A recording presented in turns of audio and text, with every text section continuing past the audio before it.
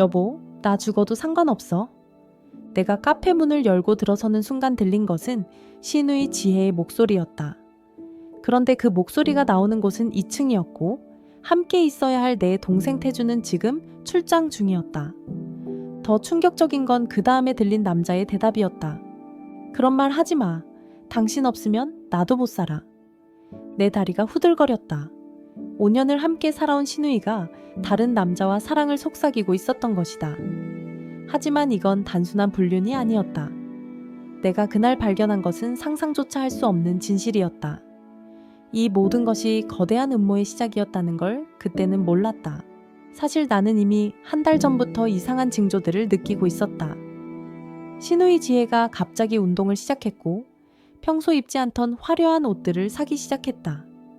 무엇보다 이상했던 건 휴대폰을 볼 때마다 깜짝깜짝 놀라는 모습이었다. 누구한테 문자 왔어? 내가 물으면 지혜는 항상 같은 대답을 했다. 아, 그냥 친구요. 별거 아니에요. 하지만 그 친구라는 존재는 지혜의 삶을 180도 바꿔놓고 있었다. 예전에는 집에서 드라마 보는 걸 좋아했던 지혜가 갑자기 문화센터 수업을 듣는다며 밖으로 나가기 시작했다. 무슨 수업 들어? 요가? 아니, 요리. 꽃꽂이요. 대답이 매번 달랐다. 그것도 눈을 깜빡이며 거짓말하는 게 뻔히 보이는 방식으로. 나는 의심하면서도 확신을 갖지 못했다. 아니, 갖고 싶지 않았다. 5년을 함께한 신우이를 믿고 싶었다. 하지만 운명은 나에게 잔혹한 진실을 똑똑히 보여주려고 했다. 그날도 평소와 같이 카페의 원두를 배달받으러 갔던 나는 직원 미소의 이상한 행동을 목격했다. 사장님, 잠깐만요. 미소가 급히 뛰어나와 내 앞을 가로막았다. 미소는 이 작은 동네 카페에서 2년째 일하고 있는 성실한 알바생이었다. 항상 침착했던 그녀가 이렇게 당황하는 모습은 처음이었다. 왜 그래, 미소야? 나는 무거운 원두 박스를 바닥에 내려놓으며 물었다. 미소의 얼굴에는 평소와 다른 당황스러운 표정이 어려 있었다. 마치 엄청난 비밀을 알고 있지만 말하지 못하는 사람처럼. 사장님, 지금 2층에 올라가시면 안 됩니다. 미소의 말에 나는 고개를 갸우뚱했다. 무슨 소리인지 이해할 수 없었다. 2층은 내 사무실이자 휴게 공간이었다. 왜 내가 내 공간에 올라갈 수 없다는 거지? 무슨 말이야? 왜 내가 내 카페 2층에 못 올라가? 내가 의아해하며 반문하자 미소는 머뭇거리며 시선을 피했다. 그녀의 눈빛에는 뭔가 말하기 어려운 일이 벌어지고 있다는 걸 암시하고 있었다. 미소가 말을 망설이는 사이 나는 본능적으로 고개를 들어 2층을 올려다봤다. 거리상 멀어서 선명하게 보이지는 않았지만 사무실 창문에 불빛이 켜져 있는 게 보였다. 평소라면 이 시간에 아무도 없어야 할 공간이었다. 그런데 뭔가 이상했다. 창문에 비친 그림자가 하나가 아니었다. 분명히 2개의 실루엣이 겹쳐져 있는 게 보였다. 한 명은 분명 신우이 지혜 같았는데 다른 하나는 누구의 것일까? 내 동생 태주는 오늘 부산 출장이라고 했는데 내 시선이 카페 입구 앞 바닥으로 향했을 때 그곳에서 무언가 번쩍이는 물건을 발견했다. 가까이 가서 보니 휴대전화였다. 그것도 지혜가 늘 사용하는 분홍색 하트 케이스를 씌운 휴대폰이었다. 이게 지혜 폰인데 내가 휴대폰을 집어들며 중얼거리는 순간 다시 한번 고개를 들어 2층을 바라봤다. 이번에는 더욱 선명하게 보였다. 사무실 창가에서 2 사람의 그림자가 서로 가까이 다가서고 있는 모습이었다. 그것도 아주 친밀한 자세로. 그 순간 2층에서 들려온 소리가 나의 심장을 얼어붙게 만들었다. 여보, 나 죽어도 상관없어. 지혜의 목소리였다. 하지만 그 여보는 내 동생을 부르는 게 아니었다. 그런 말 하지 마. 당신 없으면 나도 못 살아. 낯선 남자의 목소리가 대답했다. 내가 평생 들어본 적 없는 목소리였다. 내 얼굴이 순식간에 굳어졌다. 마치 돌덩이처럼 딱딱해진 표정으로 그 광경을 지켜보고 있었다. 머릿속에는 온갖 생각들이 뒤엉켜 돌아가고 있었다. 설마? 내 입에서 낮게 흘러나온 말이었다. 그 한마디에는 배신감과 분노, 그리고 믿을 수 없다는 충격이 모두 담겨 있었다.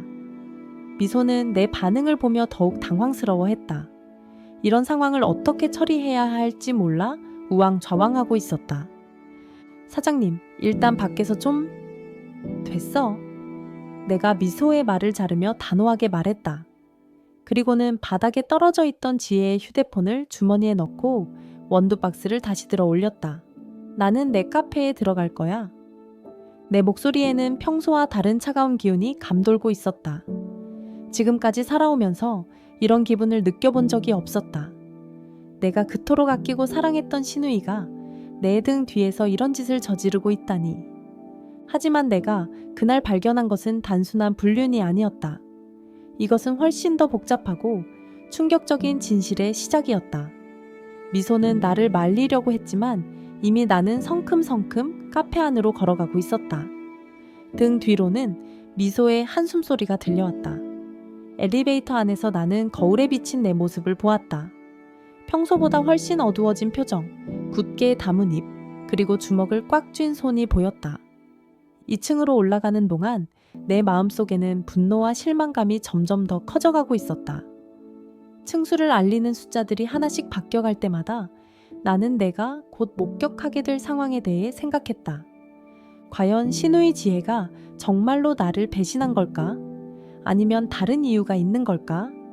하지만 내 눈에는 이미 모든 것이 명백해 보였다.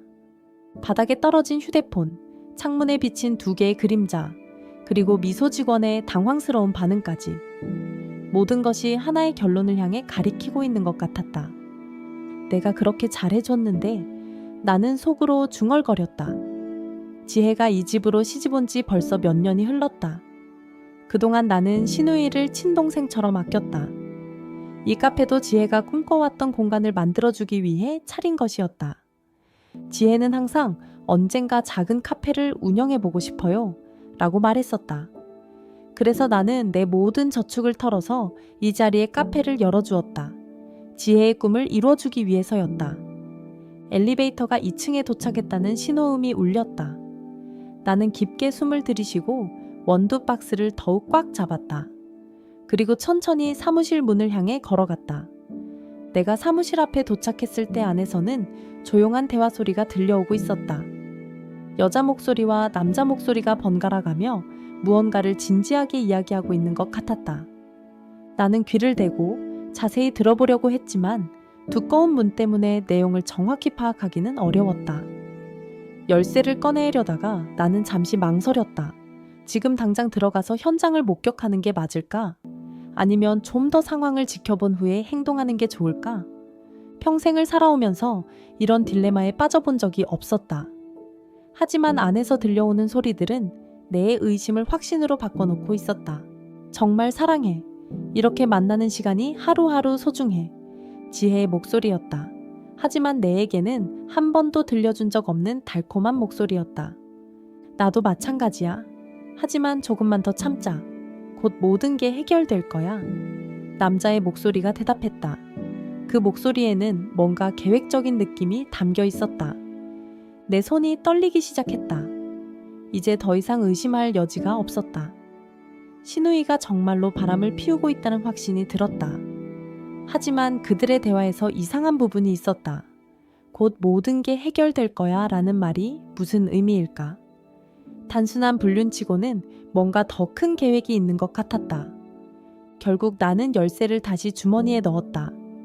성급하게 행동하기보다는 며칠 더 지켜보면서 확실한 증거를 잡는 게 낫다고 생각했다. 만약 정말로 신우이가 바람을 피우고 있다면 이런 일이 한 번으로 끝날 리는 없을 테니까. 나는 다시 엘리베이터를 타고 1층으로 내려갔다. 미소는 여전히 카운터에서 불안한 표정으로 기다리고 있었다. 사장님, 괜찮으세요? 괜찮아. 오늘은 그냥 일찍 들어갈게. 나는 담담하게 말했지만 속으로는 온갖 생각들이 꼬리를 물고 이어지고 있었다.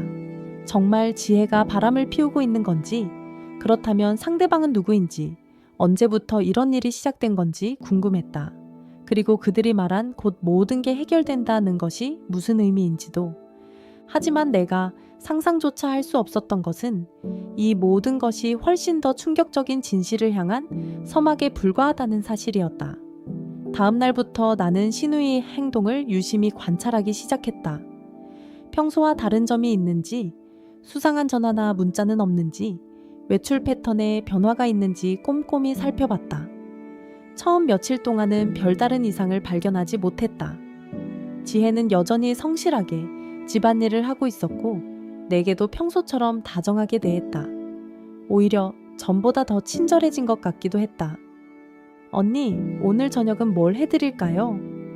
지혜가 부엌에서 내게 물어볼 때 나는 신우이의 표정을 자세히 살펴봤다. 혹시 죄책감에서 비롯된 과도한 친절은 아닐까 하는 의심이 들었다. 아무거나 해. 네가 좋아하는 걸로. 그래요? 그럼 오늘은 특별히 스테이크 어때요? 언니가 좋아하시는 거. 지혜의 말에 나는 순간 움찔했다. 평소에 지혜는 요리하는 걸 귀찮아했는데 갑자기 왜 스테이크를 해주겠다는 걸까? 괜찮아. 간단한 걸로 해. 에이, 가끔은 특별한 것도 해드려야죠. 요즘 언니 힘들어 보이시던데. 며칠이 더 지나면서 나는 점점 더 확실한 증거들을 발견하기 시작했다. 지혜가 전화를 받을 때 다른 방으로 가서 조용히 이야기하는 일이 잦아졌다. 예전에는 내 앞에서도 자연스럽게 전화를 받곤 했었는데, 여보세요? 아, 네. 잠깐만요. 지혜가 전화를 받더니 재빨리 베란다 쪽으로 이동했다. 그리고는 문을 닫고 약 15분 정도 누군가와 대화를 나눴다. 나는 무심한 척하면서 귀를 기울여 들어보려고 했지만 목소리가 너무 작아서 내용을 알아들을 수 없었다. 하지만 지혜의 목소리 톤이 평소와 달랐다. 훨씬 더 부드럽고 애교 섞인 목소리였다. 또 다른 변화는 지혜의 외출 패턴이었다. 예전에는 마트나 미용실에 갈 때 외에는 거의 외출을 하지 않았었는데 요즘에는 핑계를 대며 혼자 나가는 일이 부쩍 늘었다. 언니, 잠깐 백화점에 다녀올게요. 화장품 떨어져서요. 화장품은 어제 새로 산 거 있잖아. 내가 화장대를 가리키며 말하자 지혜는 잠깐 당황하는 듯한 표정을 지었다. 아, 그거 말고 파운데이션 말이에요. 색깔이 안 맞아서 바꿔야 해요. 변명은 그럴듯했지만 내 눈에는 어색해 보였다. 지혜가 나간 후 나는 시계를 보며 시간을 체크했다. 단순히 백화점에 다녀오기에는 너무 오랜 시간이 걸렸다. 일주일 후 나는 결정적인 장면을 목격하게 되었다. 카페 창문을 통해 건물 앞을 내려다보고 있던 중 낯선 차 한 대가 정차하는 게 보였다. 그리고 그 차에서 지혜가 내리는 게 아니겠는가. 나는 눈을 크게 뜨고 그 광경을 지켜봤다. 지혜는 차 창문을 통해 운전자와 잠시 대화를 나눈 후 고개를 숙여 인사를 했다. 남자의 얼굴은 잘 보이지 않았지만 분명히 젊어 보였다. 정말이구나. 내 주먹이 저절로 꽉 쥐어졌다. 이제는 더 이상 의심할 여지가 없었다. 신우이가 정말로 다른 남자와 만나고 있다는 확신이 들었다. 그날 저녁 내 동생 태준이 출장에서 돌아왔을 때 나는 넌지시 떠봤다. 태준아, 요즘 지혜가 어때? 지혜요? 뭐가요? 태준은 TV를 보며 대수롭지 않게 대답했다. 그냥 평소와 다른 점은 없나 해서. 별다른 거 없는 것 같은데요. 왜요, 누나? 나는 태준의 반응을 살폈다. 정말로 모르는 것 같았다. 아니면 알면서도 모른 척하는 걸까? 아무것도 아니야. 그냥 물어본 거야. 하지만 내 마음은 이미 확고해져 있었다. 신우이 지혜가 바람을 피우고 있다는 것, 그리고 이 사실을 반드시 밝혀내야 한다는 것. 내 의심이 확신으로 굳어진 지 일주일 후 드디어 결정적인 순간이 찾아왔다. 지혜가 또다시 외출한다고 했을 때 나는 은밀히 뒤를 따르기로 결심했다. 언니, 친구 만나러 잠깐 나갔다 올게요. 어느 친구? 내 날카로운 질문에 지혜는 잠시 머뭇거렸다. 예전에 직장 다닐 때 동료였던 언니요. 오랜만에 차나 한잔 하자고 했어요. 그래, 늦지는 말고 와. 나는 담담하게 대답했지만 속으로는 이번 기회를 놓치지 않겠다고 다짐하고 있었다. 지혜가 나간 지 10분 후 나도 조용히 집을 나섰다. 건물 앞에서 택시를 잡은 나는 기사에게 말했다. 저기 저 여자 뒤를 따라가 주세요. 너무 가까이는 말고 들키지 않게요. 택시 기사는 의아한 표정을 지었지만 내 간절한 부탁에 응해주었다. 손님, 무슨 일 있으세요? 제 시누이예요. 요즘에 행동이 수상해서. 미안해요. 이상한 부탁드려서. 기사는 이해한다는 듯 고개를 끄덕였다. 요즘 세상에 이런 일이 비일비재하다는 걸 알고 있었다. 지혜는 지하철을 타고 시내 중심가로 향했다. 나는 몇 칸 뒤에서 조심스럽게 따라갔다. 다행히 지혜는 주변을 살피지 않았기 때문에 들키지 않을 수 있었다. 지혜가 내린 역은 강남의 한번화가였다. 평소 이런 곳에 올 일이 없던 나는 주변 분위기에 압도당할 뻔했지만 금세 정신을 차리고 시누이의 뒤를 쫓았다. 지혜는 한 고급 카페 앞에서 멈춰섰다. 그리고는 휴대폰을 보며 누군가를 기다리는 듯했다. 나는 길 건너편 커피숍의 자리를 잡고 망원경처럼 눈을 세워서 지켜봤다. 10분 정도 지났을 때 한 남자가 지혜에게 다가왔다. 나이는 30대 후반쯤으로 보였고 정장을 말끔하게 차려입은 모습이었다. 키도 크고 외모도 괜찮아 보였다. 지혜와 그 남자는 반갑게 인사를 나눈 후 카페 안으로 들어갔다. 나는 심장이 쿵쾅거리는 걸 느꼈다. 드디어 결정적인 현장을 목격하게 된 거였다. 나는 카페 창가 자리에 앉은 두 사람을 계속 지켜봤다. 멀리서 봐도 둘 사이의 분위기가 심상치 않아 보였다. 지혜가 평소보다 훨씬 밝은 표정을 짓고 있었고 남자와 대화를 나누며 자주 웃음을 터뜨렸다. 전혀 다른 사람 같았다. 저렇게 웃을 줄도 아는구나. 나는 이를 악물며 중얼거렸다. 집에서는 한 번도 보지 못한 지혜의 모습이었다. 두 사람의 대화는 1시간 넘게 계속됐다. 나는 그 시간 동안 한자리에서 꼼짝하지 않고 지켜봤다. 때로는 지혜가 남자의 손을 만지기도 했고 남자가 지혜의 어깨에 손을 올리기도 했다. 내 분노는 점점 더 커져가고 있었다. 내가 그토록 아끼고 사랑했던 시누이가, 모든 것을 바쳐서 아껴왔던 시누이가 이런 배신을 저지르고 있다니 믿을 수가 없었다. 드디어 두 사람이 카페에서 나왔다. 나는 재빨리 자리에서 일어나 뒤를 따랐다. 지혜와 그 남자는 길을 걸으며 계속해서 대화를 나누고 있었고 가끔씩 서로를 바라보며 의미심장한 미소를 주고받았다. 내가 보기에는 완전한 불륜 커플의 모습이었다. 하지만 두 사람이 호텔로 향할 것이라는 내 예상과 달리 그들은 한 사무실 건물 앞에서 멈춰섰다. 그리고 남자가 지혜에게 서류 봉투를 건네주는 모습이 보였다. 나는 더욱 혼란스러워졌다.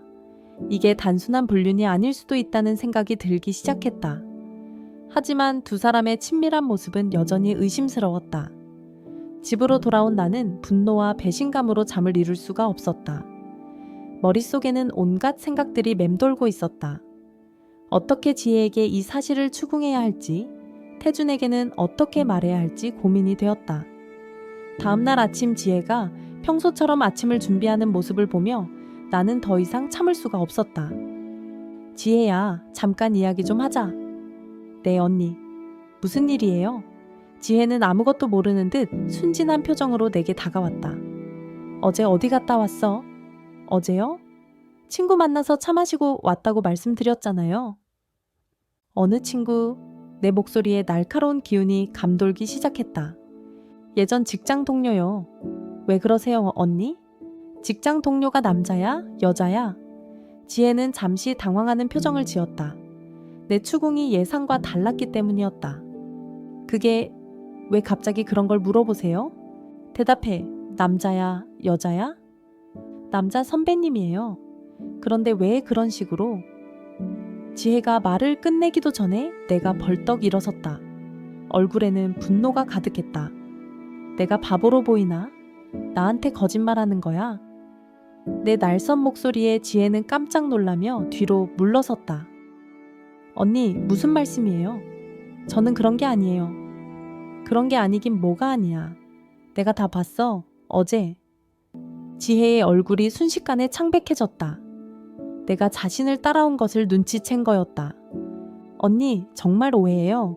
제가 설명은 무슨, 내가 눈으로 직접 본 걸 어떻게 설명하겠다는 거야? 내 목소리는 점점 더 거세졌고 지혜는 눈물을 글썽이며 억울함을 호소했다. 정말 그런 게 아니에요, 언니. 저는 절대 그런 사람이 아니에요. 하지만 내 귀에는 아무것도 들어오지 않았다. 이미 지혜에 대한 신뢰는 완전히 무너진 상태였다. 나와 지혜 사이의 긴장감이 극에 달했을 때 마침 태준이 회사에서 돌아왔다. 현관문을 열고 들어서는 순간 그는 집안의 험악한 분위기를 감지할 수 있었다. 누나, 지혜야, 무슨 일이야? 태준이 당황한 목소리로 물었지만 나는 지혜를 노려보며 대답했다. 태준아, 네 아내가 무슨 짓을 하고 다니는지 알아? 갑자기 무슨 소리예요? 태준은 영문을 모르겠다는 표정으로 나와 지혜를 번갈아 보았다. 지혜는 이미 눈물을 흘리고 있었고 나는 분노로 몸을 떨고 있었다. 네 아내가 바람 피우고 다녀. 내 폭탄 발언에 태준은 깜짝 놀라며 지혜를 바라봤다. 누나, 그게 무슨 말씀이에요? 내가 어제 직접 따라가서 봤어. 어떤 남자랑 카페에서 다정하게 만나는 거 말이야. 지혜가 다급하게 해명했다. 여보, 정말 그런 게 아니에요. 예전 직장 선배를 만난 거예요. 일 관련해서 도움을 요청하려고. 일? 지금 무슨 소리야? 태준은 더욱 혼란스러워했다. 지혜가 왜 갑자기 일 얘기를 하는지 이해할 수 없었다. 내가 냉소적으로 웃으며 말했다. 변명도 앞뒤가 안 맞네. 일은 무슨 일이야? 집에서 살림만 하고 있으면서. 언니, 저는 정말.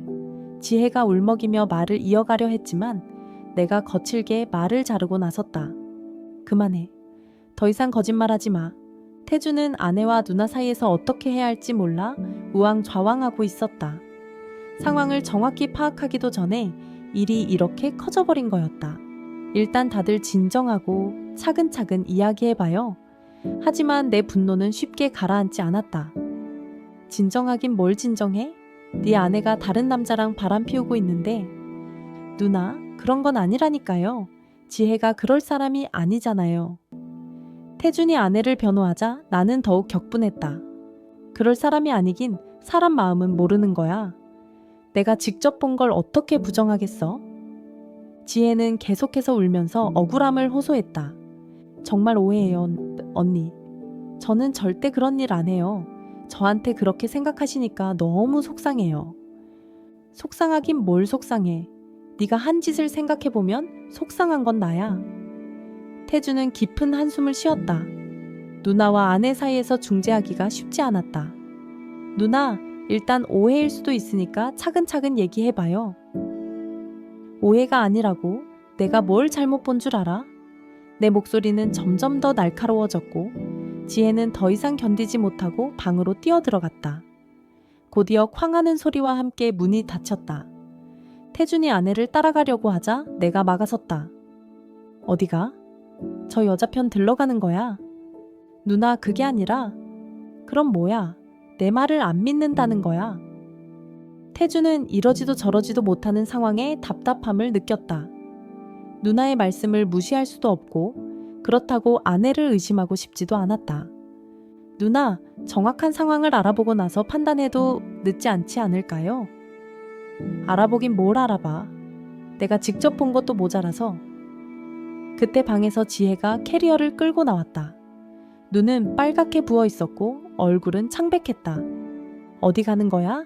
태준이 놀라서 물었다. 잠깐 친정에 다녀올게요. 이 상황에서는 계속 여기 있을 수가 없어요. 지혜야, 가지마. 우리 얘기해보자. 하지만 지혜는 고개를 저으며 현관으로 향했다. 언니가 저를 이렇게 생각하시는데 어떻게 여기 있어요? 오해가 풀릴 때까지는 따로 있는 게 나을 것 같아요. 지혜가 집을 나간 후 집안에는 무거운 침묵이 흘렀다. 나는 여전히 화가 난 상태였고 태주는 어떻게 해야 할지 몰라 하고 있었다. 누나, 이렇게 되면 안 되는데. 뭐가 안 돼? 바람 피우는 여자는 쫓아내는 게 당연하지. 내 단호한 말에 태주는 더 이상 반박할 수 없었다. 하지만 마음 한편으로는 정말 지혜가 그런 일을 저질렀을까 하는 의심도 들었다. 지혜가 집을 나간 지 사흘이 지났다. 나는 여전히 분노가 가시지 않았지만 왠지 모르게 마음이 편하지 않았다. 혹시 내가 너무 성급하게 판단한 건 아닐까 하는 생각이 들기 시작했다.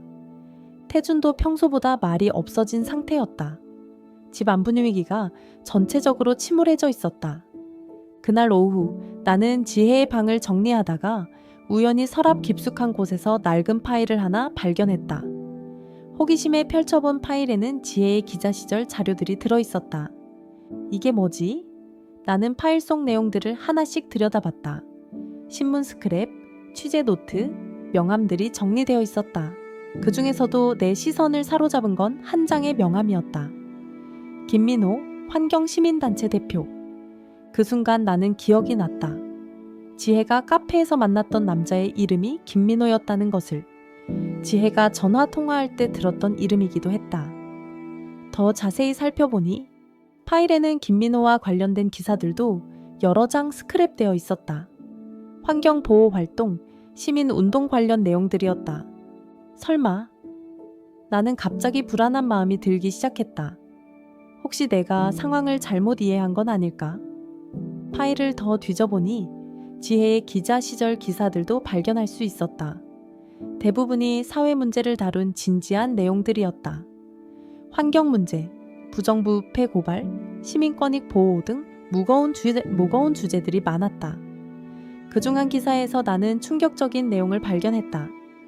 지혜가 쓴 기사에 김민호가 인터뷰 대상자로 등장한 거였다.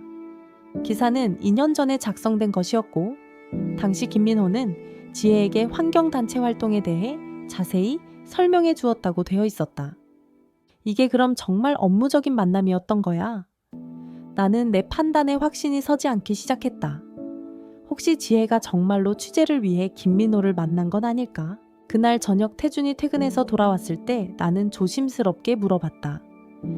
태준아, 지혜가 예전에 기자 일했던 거 알고 있었어? 네, 물론 알고 있어요.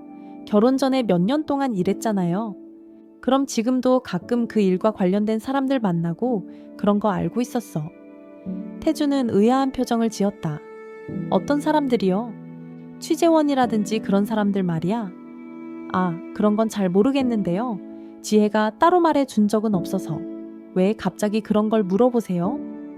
나는 지혜 방에서 발견한 파일을 태준에게 보여주었다. 이걸 찾았거든. 보니까 지혜가 예전에 만났던 사람이랑 지금도 연락하고 있는 것 같아서. 태준은 파일을 들여다보며 고개를 끄덕였다. 아, 김민호 씨네요. 이분 저도 몇 번 들어본 적 있어요. 지혜가 예전에 기사 쓸 때 도움 많이 받았다고 했거든요. 그럼 정말 업무적인 관계였던 거야. 그런 것 같은데요. 왜요? 나는 갑자기 머리가 복잡해졌다. 만약 정말로 업무적인 만남이었다면 내가 지혜를 너무 심하게 몰아쓴 것이 아닐까? 그러나 여전히 의심스러운 부분이 있었다. 왜 지혜가 처음부터 정확하게 설명하지 않았을까? 그리고 둘 사이의 분위기가 왜 그렇게 친밀해 보였을까? 내가 이런 생각에 빠져 있을 때 나는 중요한 것을 놓치고 있었다. 이 모든 상황이 사실은 훨씬 더 복잡한 진실을 숨기고 있다는 것을. 그날 밤 나는 잠을 이루지 못했다. 머릿속에는 온갖 생각들이 맴돌고 있었다. 지혜의 억울해하는 모습, 태준의 당황스러워하는 표정이 계속 떠올랐다. 다음날 아침 나는 결국 태준의 휴대폰을 슬쩍 확인해 보기로 했다. 혹시 내가 모르는 뭔가가 있을지도 모른다는 생각에서였다. 태준이 샤워하는 동안 나는 조심스럽게 휴대폰을 들여다봤다. 처음에는 별다른 게 없어 보였는데 메시지함을 확인하는 순간 나는 충격을 받았다. 오늘 저녁에 봐요. 보고 싶었어요. 나도요. 빨리 만나고 싶어요. 우리 관계 들킬까봐 조심스러워요. 걱정 마세요. 조금만 더 참아요. 내 손이 떨리기 시작했다. 이게 대체 무슨 일일까? 메시지를 보낸 상대방은 유진이라는 이름으로 저장되어 있었다. 태준이가 설마? 나는 믿을 수 없다는 표정으로 휴대폰을 내려다봤다. 지혜의 외도를 의심했는데 정작 바람 피우고 있는 건 태준이었던 거였다. 나는 태준의 휴대폰에서 발견한 메시지들을 보며 온몸이 떨렸다. 지난 며칠 동안 내가 얼마나 큰 실수를 저질렀는지 깨닫게 된 거였다. 지혜를 바람둥기로 몰아쓰고 있는 동안 정작 불륜을 저지르고 있던 건 태준이었다니. 더 충격적인 건 메시지의 날짜들이었다. 지혜와 김민호가 만났던 그날에도 태준은 유진이라는 여자와 메시지를 주고받고 있었다. 심지어 내가 지혜를 추궁하고 있는 동안에도 내가 뭘 하고 있었던 거지? 나는 자책감에 빠졌다. 그토록 아끼던 지혜에게 씻을 수 없는 상처를 준 거였다. 그것도 아무런 죄가 없는데. 하지만 동시에 분노도 치밀어 올랐다. 태준에 대한 실망감과 배신감이 한꺼번에 몰려온 거였다. 나는 더 많은 증거를 찾기로 결심했다. 휴대폰을 더 자세히 들여다보니 유진이라는 여자와의 통화 기록도 많이 남아 있었다. 거의 매일 밤 통화하고 있었던 거였다. 사진첩도 확인해 봤다. 다행히 노골적인 사진은 없었지만 호텔 로비에서 찍은 듯한 사진들이 몇 장 있었다. 배경으로 보아 시내의 고급 호텔인 것 같았다. 이런 데서 만나고 있었구나. 나는 이를 악물었다. 지혜는 억울하게 쫓겨나고 정작 바람 피우는 태주는 아무렇지도 않게 집에서 지내고 있다니. 그때 욕실에서 샤워 소리가 멈췄다. 태준이 곧 나올 것 같았다. 나는 재빨리 휴대폰을 제자리에 놓고 부엌으로 향했다. 누나, 아침 드세요. 태준이 평소와 다름없는 모습으로 식탁에 앉았다. 나는 그런 태준을 보며 구역질이 날 것 같았다. 어떻게 이렇게 태어날 수 있을까? 그래, 먹자. 하지만 나는 겉으로는 아무렇지 않은 척했다. 일단 더 확실한 증거를 잡은 후에 문제를 제기하는 게 좋겠다고 판단했다. 누나, 지혜한테 연락해 보실래요? 이제 좀 집에 들어와도 될 것 같은데. 태준의 말에 나는 순간 화가 치밀어 올랐다. 이런 상황에서 어떻게 이런 말을 할 수 있을까? 아직은 좀 내가 먼저 생각해봐. 그래도 누나가 오해하셨던 거니까. 오해. 나가 날카롭게 반응했다. 네, 지혜가 정말 업무 때문에 만난 거였잖아요. 누나도 파일 보시고 아셨잖아요. 태주는 여전히 상황을 제대로 파악하지 못하고 있었다. 자신의 불륜이 발각된 줄은 꿈에도 모르고 있었다. 그래, 내가 생각해 볼게. 점심시간이 되자 나는 결심을 굳혔다. 직접 현장을 확인해 보기로 한 것이다. 태준의 휴대폰에 있던 메시지를 보니 오늘 오후에 만날 예정이었다. 나는 택시를 잡아 타고 태준이 다니는 회사 근처로 향했다. 회사 앞에서 기다리면서 태준의 행동을 지켜보기로 한 거였다. 오후 5시쯤 태준이 회사에서 나왔다. 평소보다 일찍 퇴근하는 모습이었다. 나는 조심스럽게 뒤를 따랐다. 태준은 지하철을 타고 시내 중심가로 향했다. 나도 몇 칸 떨어진 곳에서 따라갔다. 며칠 전 지혜를 미행했던 경험이 도움이 되었다. 태준이 도착한 곳은 시내의 한 고급 호텔이었다. 나는 멀리서 그 모습을 지켜봤다. 호텔 로비에서 태준은 누군가를 기다리는 듯 보였다. 10분 정도 지나자 한 여자가 나타났다. 나이는 20대 후반 정도로 보였고 깔끔한 원피스 차림이었다. 외모도 꽤 괜찮아 보였다. 태준과 그 여자가 만나는 순간 나는 충격을 받았다. 두 사람이 자연스럽게 포옹을 하는 모습이었다. 그것도 아주 친밀한 자세로. 내 동생이 나는 믿을 수 없다는 표정으로 그 광경을 지켜봤다. 직접 눈으로 보고 나니 더 이상 의심할 여지가 없었다. 두 사람은 호텔 안으로 들어갔고 나는 한참 동안 그 자리에 서 있었다. 머릿속이 하얘졌다. 지금까지 내가 얼마나 큰 착각을 하고 있었는지 깨닫게 된 거였다. 집으로 돌아온 나는 아무것도 할 수 없었다. 소파에 앉아서 멍하니 천장만 바라보고 있었다. 온갖 감정들이 한꺼번에 밀려왔다. 지혜에게 미안함, 태준에 대한 실망감, 내 판단력에 대한 자괴감까지 모든 것이 뒤엉켜 있었다. 특히 지혜가 억울하게 집을 나간 것이 가장 큰 가슴 아픔으로 다가왔다. 내가 뭘 한 거지? 나는 처음으로 내 행동을 깊이 반성하게 되었다. 그동안 내가 얼마나 독단적이고 성급했는지 깨달은 것이다. 그날 저녁 늦게 태준이 집에 돌아왔을 때 나는 동생을 바라보며 복잡한 심경이었다. 어떻게 이 문제를 해결해야 할지, 지혜에게는 어떻게 사과해야 할지 고민이 깊어만 갔다. 다음날 아침 나는 마침내 결단을 내렸다. 더 이상 이 상황을 방치할 수는 없었다. 태준의 불륜을 확실히 증거로 잡고 지혜에게 정당한 사과를 해야 한다고 생각했다. 나는 태준이 출근한 후 그의 휴대폰 사진들을 모두 내 폰으로 찍어뒀다. 유진이라는 여자와의 메시지들도 캡처해뒀다. 법정에서도 통할 만한 확실한 증거들이었다. 오후에는 태준이 다니는 회사에 전화를 걸었다. 혹시 김태준 과장 계시나요? 지금 외부 미팅 중이신데요. 급한 일이시면 휴대폰으로 연락해보세요. 외부 미팅이요? 어디서 하는 미팅인가요? 죄송하지만 그런 개인정보는 알려드릴 수 없어서요. 나는 전화를 끊고 쓴웃음을 지었다. 외부 미팅이라니 뻔한 거짓말이었다. 그날 저녁 8시 나는 지혜에게 연락을 취했다. 지혜야, 나야. 네 언니. 안녕하세요. 지혜의 목소리는 여전히 조심스러웠다. 집에 들어와. 할 이야기가 있어. 그게 저는 아직 지금 당장 내가 잘못했어. 내 단호한 목소리에 지혜는 당황했다. 내가 잘못했다고 인정하다니 예상하지 못한 일이었다. 언니, 무슨 와서 얘기하자. 태준이도 불러놨어. 1시간 후 지혜가 집에 도착했다. 며칠 만에 보는 내 표정은 평소와 달랐다. 분노보다는 죄책감이 느껴졌다. 언니, 저는 정말 앉아, 지혜야. 내가 사과할게.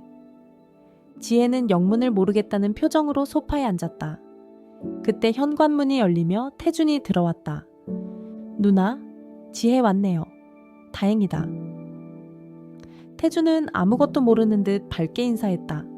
하지만 내 차가운 시선을 받자 긴장했다. 태준아, 너도 앉아. 네.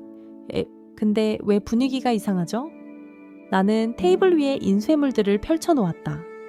태준의 휴대폰에서 캡처한 메시지들과 사진들이었다. 이게 뭔지 설명해봐. 태준의 얼굴이 순식간에 창백해졌다. 자신의 불륜이 들킨 것을 깨달은 거였다. 누나, 이게 뭐야, 태준아. 유진이라는 여자는 누구고 왜 이런 메시지들을 주고받은 거야? 지혜도 그제서야 상황을 파악했다. 테이블 위의 증거들을 보며 믿을 수 없다는 표정을 지었다. 여보, 이게 정말이에요? 태준은 대답하지 못하고 고개만 숙이고 있었다. 내가 더욱 날카롭게 추궁했다. 어제도 호텔에서 만났지. 내가 직접 봤어. 누나, 저는? 변명하지 마. 네가 바람 피우고 있으면서 어떻게 지혜를 의심할 수 있었어? 내 목소리는 분노로 떨리고 있었다. 지난 며칠 동안 쌓였던 모든 감정이 터져나오고 있었다. 지혜야, 미안해. 내가 너무 성급하게 판단했어. 네가 억울했을 거야. 지혜는 눈물을 글썽이며 고개를 끄덕였다. 억울함이 해소되는 동시에 남편의 배신에 대한 충격도 함께 밀려왔다. 태준아, 이게 언제부터 시작된 거야?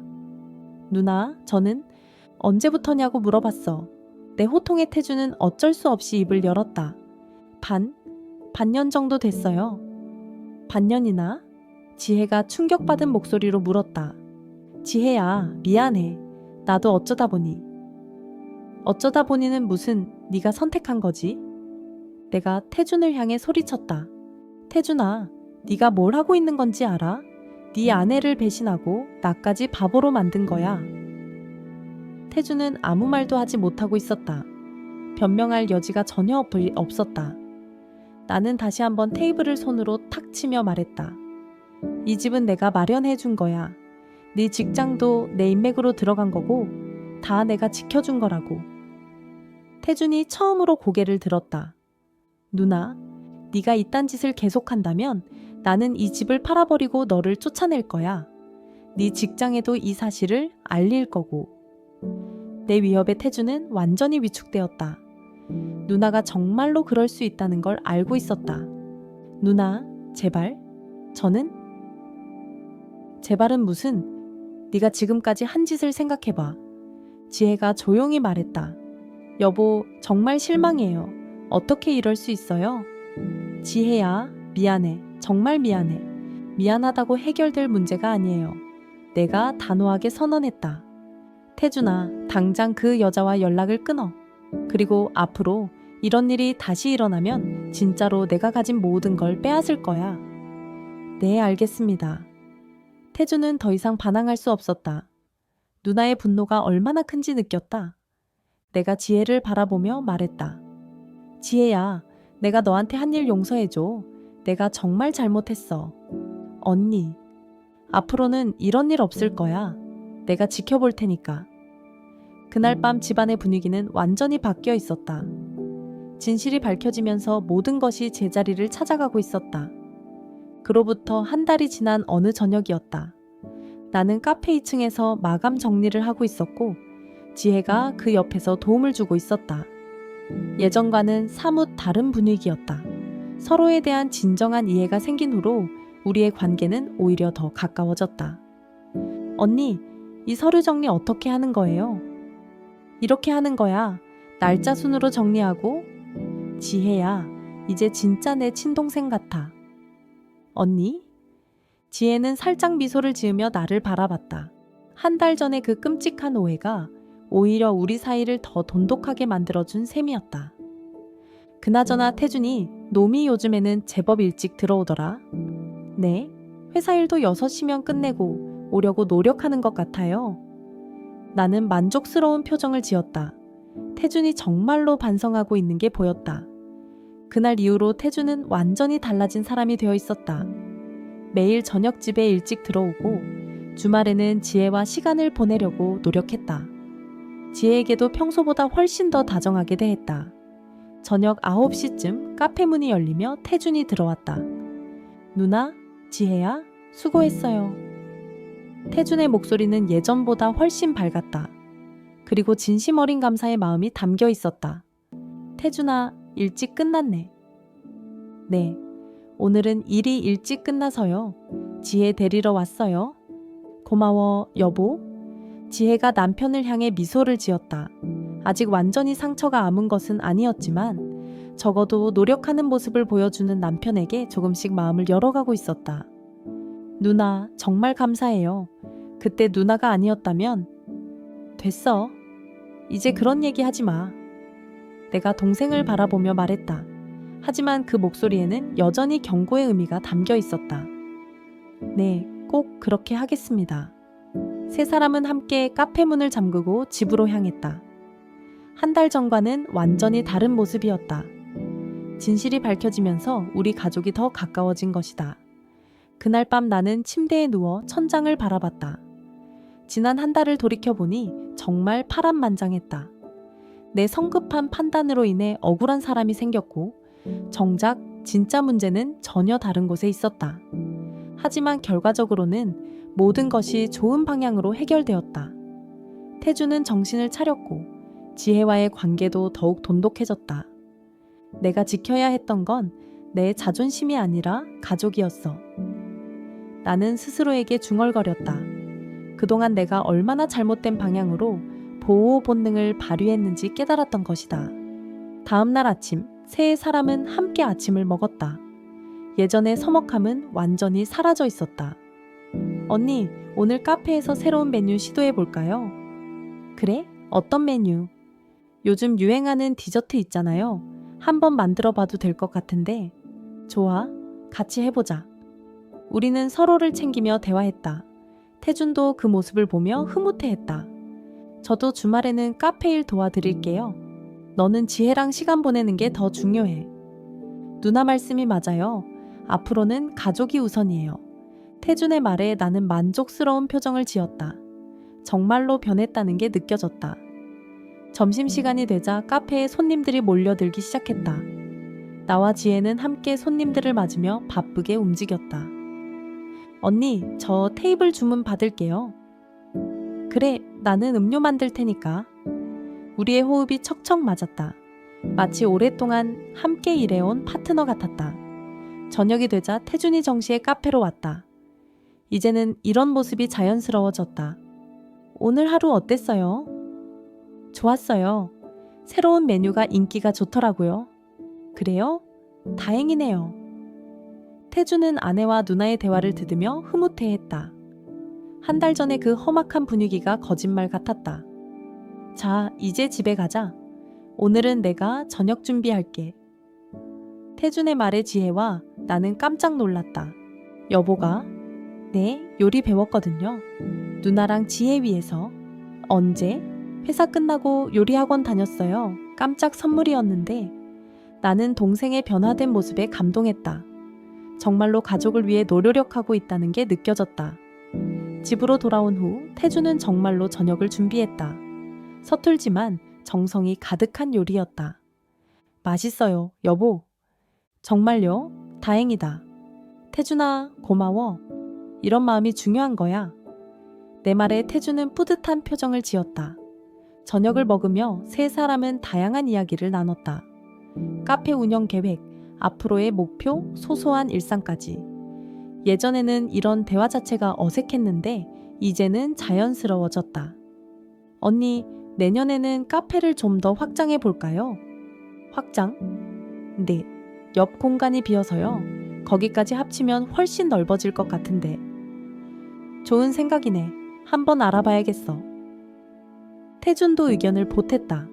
저도 도와드릴게요. 인테리어 업체 알아보고 그런 거. 고마워, 태준아. 세 사람은 미래에 대한 계획을 세우며 즐거운 시간을 보냈다. 그날 밤 나는 잠자리에 들기 전 창밖을 내다봤다. 거리는 조용하고 평온해 보였다. 한 달 전 그 혼란스러운 상황이 거짓말 같았다. 하지만 그 경험을 통해 가족의 소중함을 다시 한번 깨달을 수 있었다. 내일도 좋은 하루가 될 거야. 나는 마음속으로 중얼거리며 침대에 누웠다. 가족이 다시 하나가 되었다는 것, 그것만으로도 충분했다. 이제는 정말로 모든 것이 제자리를 찾아간 것 같았다. 의심과 불신 대신 신뢰와 사랑이 자리 잡았다. 나는 미소를 지으며 눈을 감았다.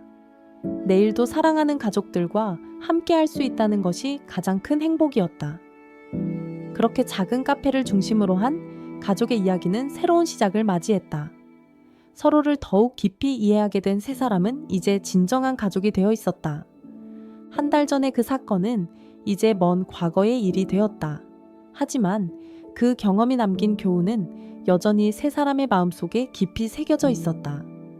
서로를 의심하는 대신 대화로 해결하고 성급한 판단보다는 신중한 접근을 하며 무엇보다 가족의 소중함을 잊지 않기로 했다. 카페는 날이 갈수록 번창했고 세 사람의 관계도 더욱 돈독해져 갔다.